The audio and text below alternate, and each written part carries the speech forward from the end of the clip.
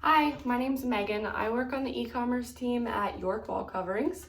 So today we're going to be hanging one of our premium peel and stick wallpapers. This is the one that I chose. I'm going to be hanging it in my kitchen, which is right over there. Let's get started.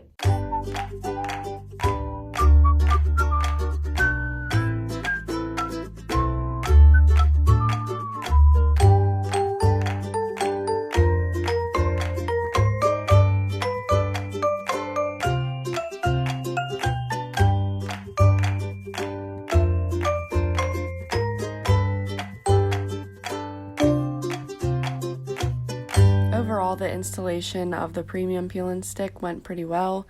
The only problem I did run into was just trying to get everything lined up, but I got it all hung and it looks great.